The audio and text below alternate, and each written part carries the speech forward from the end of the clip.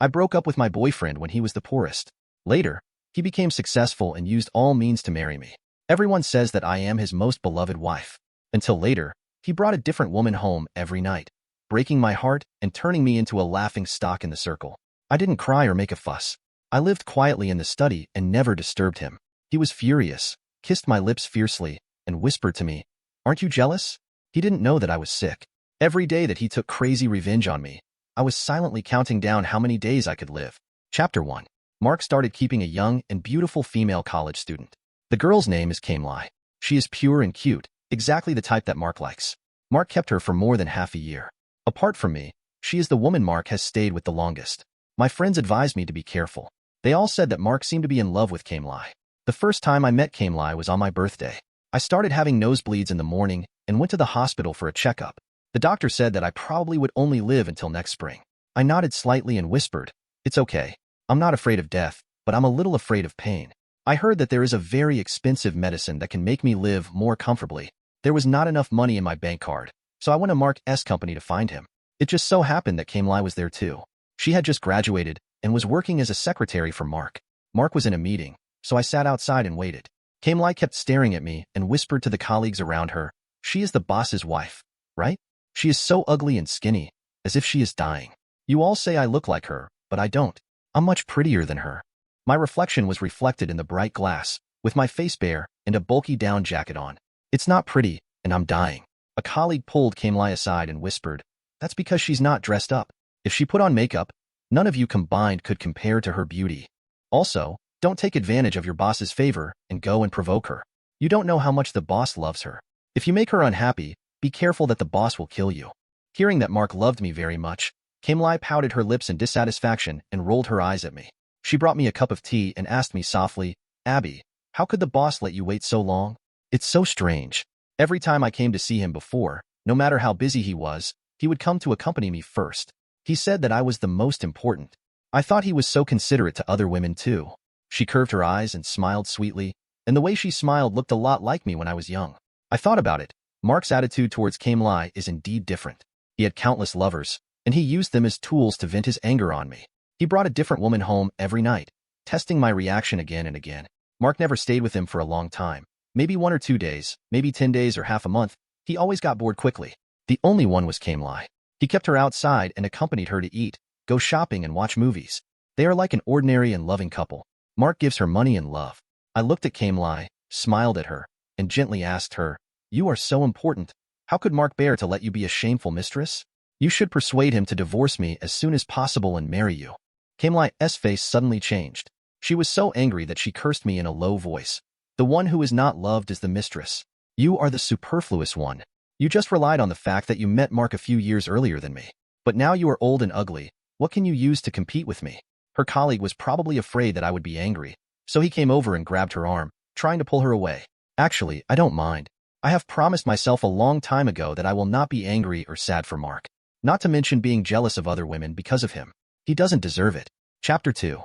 Kameli was pulled by someone and lost her balance. She fell to the ground and broke the teacup in her hand. There was a deep cut on her palm and blood flowed all over the floor. Mark saw the injured Kameli shun through the glass of the conference room. With everyone watching, he threw down the documents in his hand, pushed the door open, walked over, and took Kameli into his arms. He scolded coldly, "Who the hell hurt her?" The kind colleague took 2 steps back, his face turned pale with fright. I sneered and said, "I did it. She deserves it." Kameli cried and glared at me, shouting, "Yes, I deserve it. Who made me fall in love with someone I shouldn't love? People called me a mistress. But Mark, as long as you love me, I will stay with you forever. No one can separate me from you." She cried so adorably, and even when she said such ridiculous words, she seemed brave and determined. Mark was amused by her. He raised his hand to wipe away her tears and coaxed her, "Easy, love. You've cried like a kitten." He really treated her differently. I lowered my eyelids, not wanting to look anymore, and just said to Mark, "This year, for my birthday, I want $500. It's funny that we are husband and wife, but we don't even have each other's contact information. I never approach him except to ask for money. Before we got married, we agreed that he wanted my body and I wanted his money. Mark always hated me for being a gold digger. But in the past, as long as I asked, he would give me any amount, no more, no less. Only this time, he smiled at me, a very cold smile, and said slowly, "If you want money, I can. But Abby, Please lower your noble head and say sorry to Kameli. Mark wants to use $2 million to buy my self-esteem and an apology to Kameli. This is the first time he used money to humiliate me for another woman. I slowly clenched my fists and smiled softly. He endured the sudden pain in his body and turned away. I don't want the money. I'm suddenly very curious, Mark. If one day, you know that this money can allow me to live longer, you will know how much suffering I suffered before I died. What expression would you have? Chapter 3. I went home alone, curled up in bed in agony, breaking out in cold sweats. I took some sleeping pills and lied to myself. The pain will go away when you fall asleep. I was groggy and had a dream. I dreamed that when I was 20 years old, Mark was very poor, but he loved me very much. It was my birthday that year, and I passed by a coffee shop and saw a couple sitting in front of the glass window. The girl was holding a small snow-white cake in her hand. It looked delicate, delicious, and expensive. I still remember that day when it was snowing heavily. I held a small pile of snow, smiled at Mark, and asked him, Mark, do you think this pile of snow looks like a cake? Mark gritted his teeth, reached out and hugged me tightly, without letting me see that his eyes were secretly red. 3 days later, he showed up downstairs of my dormitory holding a big cake. It cost $50 to buy a whole cake. He stood on the snowy street and distributed 3,000 flyers, but could only earn $100. I looked at the chilblains on his fingers and cried helplessly. She looked up at him and yelled, Mark, you can use your hands to read and write, but you can't use them to make me happy. I said, I don't deserve such an expensive cake. Mark frowned and immediately refuted me. He said, Abby, you are the best girl in the world and you deserve all the good things in the world. That day, I ate the whole cake while crying. After a long time, I could no longer forget its taste. All I know is that after that day, I never tasted a cake better than this one. I slept for a long time, and when I was half asleep, I heard my cell phone ringing. When I picked up the phone, I heard Mark calling me, Abby. I smiled softly and called him sweetly, Mark, it's snowing heavily. I want to eat cake. Without waiting for him to speak, I turned over and fell into a deep sleep again. Chapter 4. I slept until midnight and woke up because I was hungry. I went to the living room to find something to eat and found that Mark was back. He bought Kameli a big house. They lived there together. Kameli would cook for him, make him happy and wait for him to come home. Mark is doing well. He hasn't been back for a long time. He leaned lazily against the French window, a cigarette between his lips, staring at me. I walked past him with my eyes downcast, and he grabbed me. He frowned and asked me softly, Why have you lost so much weight? His tone was gentle, as if he still loved me very much. I was stunned for a moment, shook his hand off and yelled at him, Mark, stop pretending you love me. He looked at his empty palms and his face gradually turned cold. When I walked to the dining table and saw a cake full of candles on the table, I realized that the phone call was not a dream. I said I wanted to eat cake, so Mark bought it for me. What is this? A sum? But I'm dying. I don't need a piece of cake or Mark anymore. I grabbed the cake and threw it into the trash can. Mark gritted his teeth and reached out to press me against the wall. He cursed angrily, Abby, are you fucking kidding me? I smiled and admitted, Mark, I was just teasing you. What's wrong? I said I wanted to eat cake, so you went and bought cake. Why are you still as cheap as before? I deliberately stabbed him in the heart and watched Mark's face turn completely cold. He crushed his cigarette, dragged me into the bedroom, and threw me onto the bed. Mark was probably furious. He tore off my nightgown roughly like a wild animal out of control. I was scared and punched him with my fist. Mark, you asshole. Don't touch me. I think you're dirty. He clamped my legs to prevent me from struggling, then lowered his head and bit my neck, which hurt so much that I cried. He whispered in my ear, Abby, if you give in to me, will it be the end of the world for you? Do you know how many years I've been waiting for you to coax me? Do you know how happy I am when you told me you wanted to eat cake? And you fucking made a fool of me? He raised his head and stared at me with red eyes. I held back my tears and glared back. In the dim room, none of us spoke, and no one of us was willing to give in first. Mark leaned down, getting closer and closer to me. He was about to kiss my lips when his cell phone suddenly rang. It's Kameli. Mark paused, then picked up the phone. I heard Kameli crying and asking him, Mark, are you really leaving me for Abby? You obviously love me. I'm in a bar now. I've had a lot of alcohol and a man is harassing me. I'm so scared. Can you come and take me home? Mark didn't say anything. He just stared at me, smiled coldly, and ordered me softly, Abby, beg me. Please ask me to stay. As long as you beg me, I won't leave. He seemed to have forgotten. A long time ago, I once put aside my dignity and begged him, Mark, can we have a peaceful talk? Can we please stop making a fuss? Can we be together? Can you please be nicer to me? That day, Mark stared at me coldly and said with a smile, Abby, you don't deserve it. These 3 words have always been etched in my heart. Until today, I can finally return the original words. I grabbed him by the collar and said word by word, "Mark, you don't deserve it." Mark was silent for a moment, then suddenly laughed at himself. He put the phone to his ear and said to Kamli, "Wait for me to pick you up and take you home." Without even looking at me, he stood up, slammed the door and left. Chapter 5. The next day, photos of Mark fighting with another man for Kamli spread in the circle. This was the first time that his affair with another woman became known to everyone. There were several reporters waiting outside my house, and when I went out, they kept asking me questions. Mark's company has developed rapidly in recent years and is very influential. He is young, rich, handsome, very famous on the internet, and often appears on trending searches. A girl asked me, "Abby, do you have anything to say about Mark and Kamli?" I walked forward without turning my head and asked her, "One is a man who cheated on his wife, and the other is a woman who was the third party. What do you want to hear me say?" The girl chased me and continued to ask, "But I heard that you dumped Mark for money when he was the poorest. Afterwards, he became very successful, and you manipulated him emotionally and used every trick to get him to marry you. Now Mark has found true love. He and Kamli are a perfect match. It was you who insisted on occupying Abby's place and even called her a mistress. Don't you think you are bullying others?" I stopped, looked over with a sneer, and grabbed the girl's work ID from her chest. She is an intern reporter, and on the back of her work ID card holder is her student ID. I asked her calmly, "Are you Kamli's friend? Mark did whatever it took to marry me. Do you think I really wanted to marry him? All my friends in the circle know about this, but you don't? Or are you here to throw dirty water on me just to help your little sister get promoted?" Her expression changed, and she hurriedly snatched her work permit away, righteously saying, "We are indeed friends, but I am a reporter, and what I say is objective and fair. If you really don't want to marry Mark, then why don't you divorce him if he falls in love with someone else?" I smiled and was about to speak when my nose suddenly started bleeding again. I looked very miserable. Some people laughed at me and said, "Abby said she didn't care and that she was forced to marry Mark. So why is she so anxious and angry that she even had a nosebleed?" I reached out my fingertips and wiped away the blood on my lips. I said calmly, "I'm not angry. I'm just sick and dying. I've been having nosebleeds lately." The crowd suddenly became quiet and no one laughed. Only that girl continued to say, "Why are you pretending? You're pretending to be sick and pitiful just because you have a nosebleed. I really can't stand women like you. In order to snatch a man, you are desperate all day long and use shameless means. You really bring shame to us women." After she finished speaking, she walked away, swinging her ponytail. Her back is just as annoying as Kamli's. Chapter 6. The video of me being surrounded by reporters for an interview quickly became a hot topic. Mark responded positively, saying, "We will never get divorced. Please stop bothering my wife." That afternoon, Kamli's journalist friend was fired. Many netizens scolded me. "This woman is disgusting. If she doesn't want to get married, then don't get married. It's as if someone is forcing her to marry with a knife. Why is she pretending to have no choice?" They also said she is Mark's true love. I think she is just a bastard. Mark defends her so much, I'm even jealous.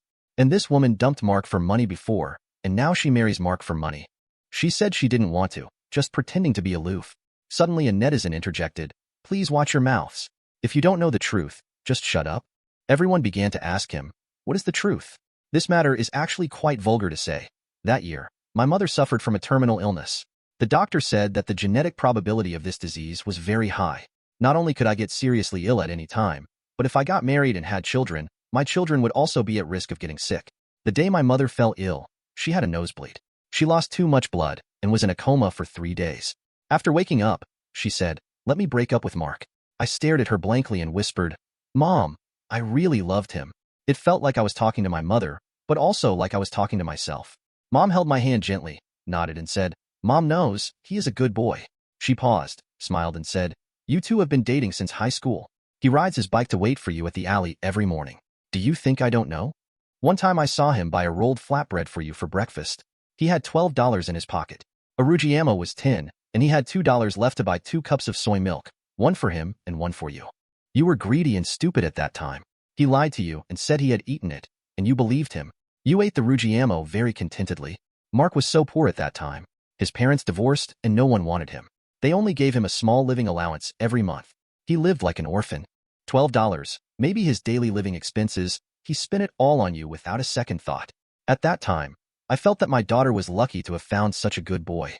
He is a good student, a good person, and good in every way. It's because he's so good that Mom loves him." That year, Mark's grandmother was also ill and hospitalized.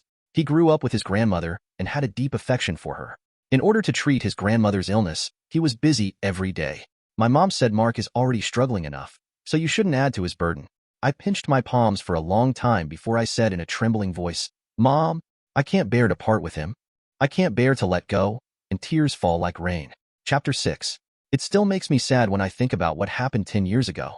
I bought my mother's favorite persimmons and prepared to go to the cemetery to see her for the last time. I'm dying, and I want to tell her that I won't come here again. Before leaving, I went to Mark's company to get some things from him. When my mother was alive, she always liked Mark. She wasn't sick that year, and Mark and I were still deeply in love with each other. My mother went to the temple to worship Buddha and prayed for 2 guardian angel doll. Mark's birthday is hidden in the blur angel doll, and my birthday is hidden in the pink. Keep them safe, keep them healthy, and keep the loved ones together forever. My mother asked me to give the guardian angel to Mark. Mark didn't want his guardian angel and insisted on taking mine. He said that the pink angel with the red face looked really like me, so ugly and cute. He said he saw her as if he were seeing me. He likes to see me. The pink angel doll is still on Mark's desk. I'm afraid that when I die, Mark will throw it away like garbage. That was bought for me by my mother. I have to take it back and put it in front of her tombstone so that it can accompany her. When I arrived at the company, Mark was watching my morning video, in which I was bleeding from my nose and saying that I was dying. When he saw me, he threw his phone aside and said nothing or asked anything. I looked at his desk and found that the place where the angel doll were originally placed was now empty. Frowning, I asked him, "Where is my angel doll?" Chapter 7.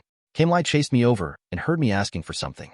She smiled and said, "I pierced my palm a few days ago." Mark felt bad for me. He said he couldn't bear to see me get hurt, so he gave me the angel doll. He also said that the doll looked like me, stupid, but he liked it very much. Abby, do you think he's talking nonsense? I'm so pretty. I don't look like such an ugly doll. I clenched my fists, glared at Mark, and asked him, "Why do you give my things to others?" "My mother asked for it for me. Why are you giving it to someone else?" He smiled and said to me angrily, "Is that yours?" "Sorry, I forgot and thought it was something worthless." Before he could finish, I picked up the ashtray on the table and threw it at him. Mark didn't dodge, and the crystal ashtray hit his forehead, drawing blood. Kameli screamed and scolded me. "Are you mad? You hit someone just for a broken doll." She turned and ran out, and came back soon with my angel doll in her hand. She threw the angel doll at me and yelled at me, "I'll give your things back to you. Do you think I value this cheap thing that no one would care to throw away? Don't be crazy, grab your stuff and leave." The ceramic angel doll fell to the ground and broke into pieces. I saw my name and my birthday broken into several pieces, just like my life, probably never to be repaired. I suddenly felt that I might really be dying, but I don't want to die yet. I haven't seen my mother yet. I was afraid that she wouldn't be able to see me and would keep waiting for me. My head buzzed. I raised my hand and slapped Kameli, screaming like crazy, "That's my mother's stuff. I hate you. I'll make sure you regret this." Before I could finish my words, tears started falling. I reached out to pull Kameli, but Mark grabbed my wrist and stopped me. I stared at him, and I started to laugh while crying. I scolded him, "You knew I was going to die, and you still bullied me, Mark. You are such a piece of shit." He raised his hand to wipe away my tears and asked me, "First the cake, then I'm going to die." "Abby, do you think it's fun to play tricks on me? You don't have to cry in front of me. I won't feel sorry for you anymore." Before he could finish his words, a drop of blood suddenly fell and hit the back of his hand. I had another nosebleed, and this time it was worse than before. My legs and feet were weak, and my whole body was in so much pain that I couldn't even stand and fell straight down. Mark caught me and yelled, "Call an ambulance." He was powerless and could only watch as my blood flowed more and more, staining his white shirt red. Chapter 8. I was unconscious and heard Mark crying, asking over and over again, "Why? Why can't the bleeding stop? Please stop bleeding. Abby, please don't scare me." I smelled disinfectant in the hospital. I heard the doctor tell Mark she could have lived until next spring, or maybe longer.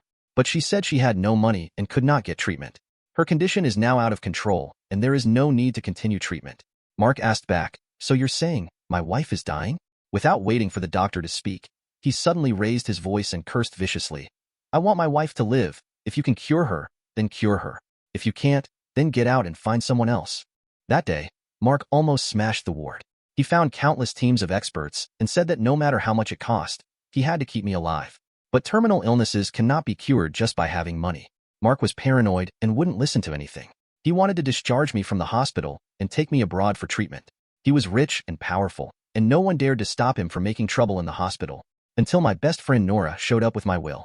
A long time ago, I got a notarized document and left everything to her to decide. I said, "If one day I am lying in bed and can't move, can't eat or drink, please stop bothering me. Just let me go."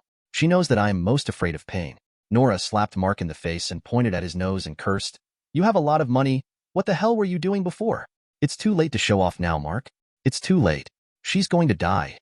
Don't even think about taking her anywhere. She's wherever I am. Mark stared at the will in Nora's hand, stunned where he was. After a long time, I heard him whisper in tears, Nora, please let me take her away. I beg you. Believe me, she can survive. She can. She won't die. If she dies, what should I do? Nora looked at him calmly and scolded him coldly. A heartless man like you can live well without anyone? Stop pretending to be affectionate here. It's disgusting to yourself and others. She pushed Mark away, sat on the edge of the bed, and held my hand. As soon as I opened my mouth, tears started falling. She asked me, do you really want to end it? Her crying made me sad too, and I really wanted to raise my hand and wipe away her tears. Tell her not to feel sorry for me. I just want to have a very long, good sleep. The pain will go away. She asked me again, would you please wake up again? You said that we should say goodbye properly so that we won't have any regrets when we leave. You haven't said goodbye to your mother, and you haven't said goodbye to me. How can you bear to leave? My tears fell along with hers. The vital monitor suddenly beeped, and the doctor quickly asked Nora to talk to me more. He said, I am showing signs of waking up. That day, Nora held my hand, didn't even dare to drink water, and kept talking to me. She cried and laughed at the same time. It was quite scary. I had originally planned to just die, but after what she did to me, it felt inappropriate if I didn't wake up and comfort her. I struggled hard with my rotten body until midnight, when I finally opened my eyes. Chapter 10. For more than half a month after I woke up, Nora stayed by my side every step of the way.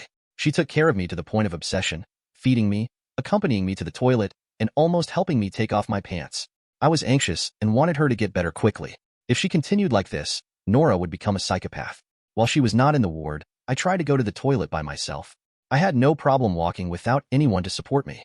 As a result, when I came out of the toilet, my legs suddenly went weak and I fell to the ground, hitting my head on the sink, and my face was covered in blood. I struggled to get up and accidentally pulled off the cloth covering the bathroom mirror. I looked up and saw a scary face. Mark rushed in, hugged me, and stopped me from looking. He cursed in a low voice. I just want to pay the money, but where is Nora? She is so useless. I couldn't push him away, so I frowned and interrupted him. Don't say bad things about Nora in front of me. I don't like it. She has her own life, family and job. I am not like me who has nothing to do every day and only causes trouble for her. Mark closed his mouth and said nothing more. He found a lot of tissues to wipe my face, and his eyes turned red as he looked at the blood. Pretending to be calm, he asked me, why didn't you tell me earlier that you were sick? What's the point of having a voice if you don't use it? You could have been fine. You know that, Abby. Why did you try to be so stubborn and end up like this? I said calmly, because I don't need you. I don't need your concern, nor do I need your company. So whether you know that I'm sick or not is not important to me. In fact, I never deliberately hid anything from Mark. My medical examination form was on the table, where he could see it by just lowering his head, but he didn't even look at it. During those days when I was losing weight, Kamlai appeared by his side. The girl is younger, prettier, and more likable than me. Mark started staying out all night, so he couldn't see me falling to the ground countless times, in excruciating pain, and crying on the phone out of fear, begging the doctor to save my miserable appearance. Mark carried me to the hospital bed, and when he bent down, a tear fell on my face. He turned around and sarcastically said to me, yeah, Abby, you are so powerful. You can dump me if you want to. If you want me to get out, then get out. I know you don't need me. After a long time, he continued with a crying voice, but I need you. I didn't say anything, closed my eyes and pretended to be asleep. Chapter 11. Mark still doesn't know why I broke up with him before. The day he came back to me after becoming successful and said he wanted to marry me, I had planned to tell him everything. I owe him a good explanation. I want to tell him that all the nasty things I said to him when we broke up were lies. He is good, and he deserves the best girl in the world. They will have a happy family, healthy children, without the burden of poverty and the torture of disease. It was just that girl, not me. I can't marry Mark because I'm afraid that if I get sick and die one day, he will cry for me and I can't bear to let him go. But before I could finish her words, I was interrupted by him domineeringly. He bit the cigarette, smiled at me coldly, and said, Abby, when I say I want to marry you, I'm not negotiating with you. You'd better accept it with gratitude. He said he didn't want to hear my explanation. No matter how much I hurt him in the past, he should make me feel even worse. It's only fair. I looked at his face and suddenly felt so strange.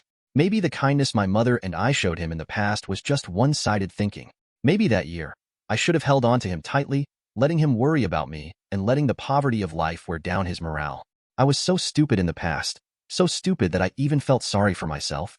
So, I didn't say anything. I just said that I didn't want to marry and we should part ways amicably. Mark threatened me. I heard that Nora used to work as a drinking companion in a club, right? She's lucky enough to find a good boyfriend.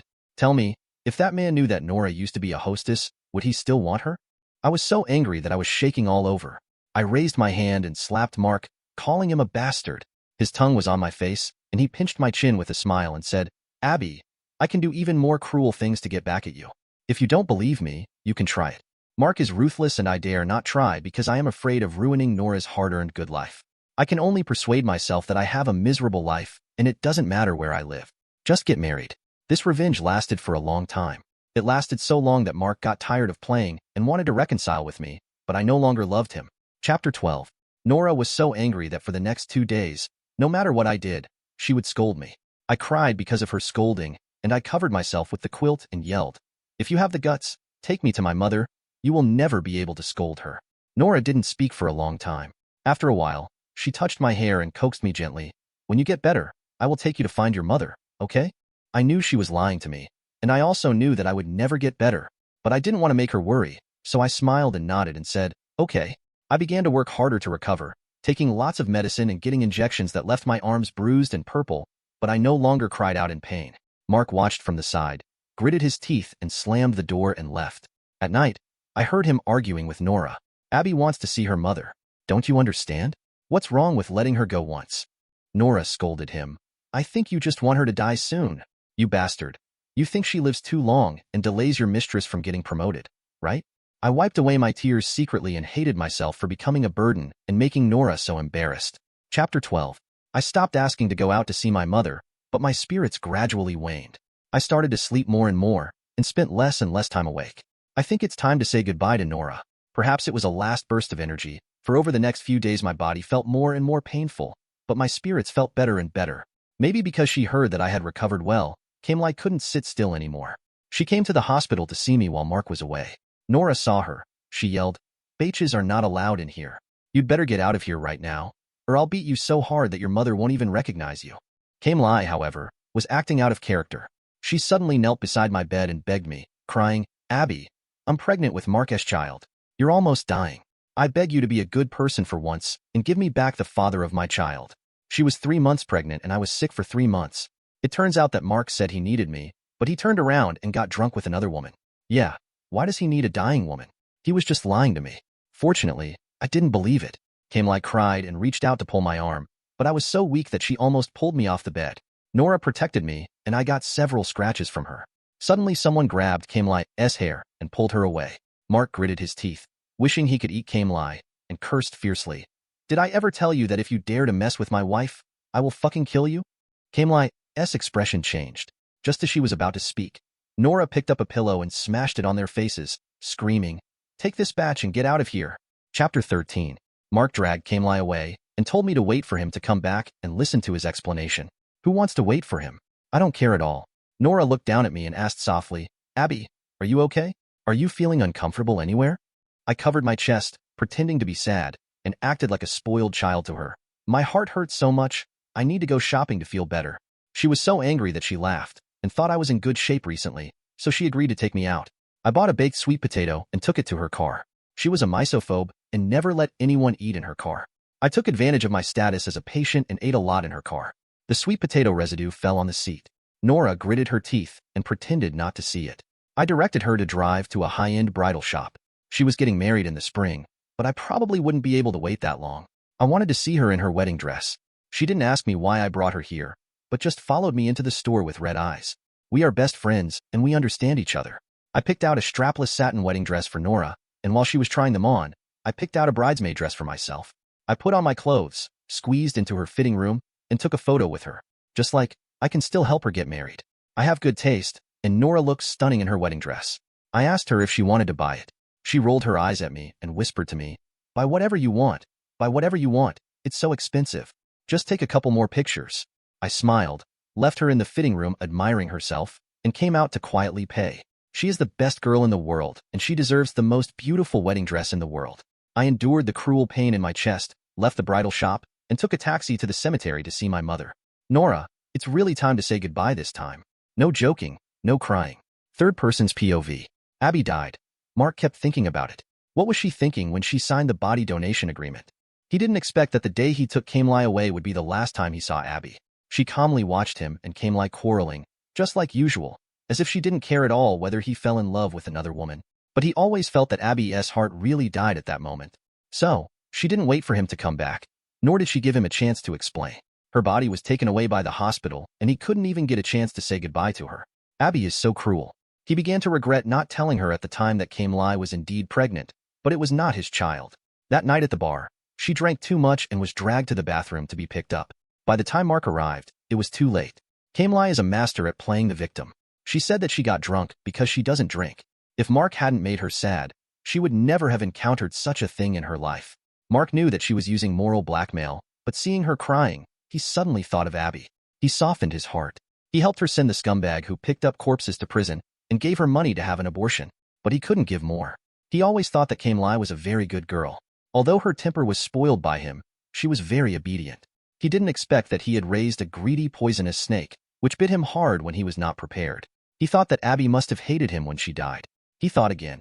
It was clearly she who abandoned him in the beginning. Why should she hate him? Abby over and over again. Why did you break up with me? Actually, you love me, right? The next moment, Nora protected Abby behind her, pointed at his nose and cursed. What the hell were you doing before? You didn't listen when she wanted to talk, and now you're asking again after the person is dead. Are you a bitch? Then Mark woke up from his dream. He was not afraid of Nora. He was afraid of hearing Abby say that she no longer loved him. His heart started to have problems, and the doctor advised him not to be too sad. He said no. He was quite calm and even started growing flowers. On the balcony of his house, there were some succulents that Abby had grown. When he discovered them, they were all dead. He heard that succulents are very tenacious, so he wanted to try and see if he could revive them. When he got home in the evening, he would squat in front of the succulents and talk to them. Abby do just that one sunny afternoon. She was squatting there, hugging her legs, and turned around to see him coming back with another woman in his arms. Mark slapped himself hard. He began to tamper with his own memory, adding his shadow to Abby's lonely figure in his memory. He will hold her tightly, kiss her gently, and stay with her forever. Later, at a party, he beat up a scumbag who was cheating on his wife. His former friend scolded him. You are fucking sick. Aren't you the one who changes women every other day? And you still call us scumbags, why don't you just die? He broke down and smashed the club room, saying they were all talking nonsense. He obviously loves his wife the most. It wasn't until everyone found the kissing photo of him and Kameli that he was stunned and ran away. He thought that he must have been tricked by someone. He had to think about how to explain to his wife. He didn't want to make her angry. Being angry is so harmful to your health. He rushed home, and just as he got off the elevator, he saw a pregnant woman standing at the door. He seemed to know this woman, the one in the photo just now. He felt a little scared. Has this woman already found his wife? Did she talk nonsense and upset his wife? He raised his hand and grabbed her hair, dragged her into the stairwell, and cursed fiercely. Kameli, you are really not afraid of death. He pinched her neck and forced her to retreat, and retreat again, until Kameli missed a step and fell down the stairs. Looking at the blood-stained steps, Mark smiled. It's great that no one can destroy the relationship between him and Abby anymore. 2 weeks later, Mark was sent to a mental hospital. His words and actions are no different from those of a normal person. The only strange thing is that he always calls a broken Lucky Doll wife. The doll was already very torn, with glue stuck to it and cracks all over it. There was also a piece missing from its chest, as if a heart was missing. Mark always puts it next to his bed and looks at it and smiles. He asked it, Honey, why don't you come to see me? Mark misses you so much. What about you? Did you miss me? After a while, his eyes turned red and he murmured to himself, I forgot that people without hearts don't know how to miss someone. He suddenly remembered. End.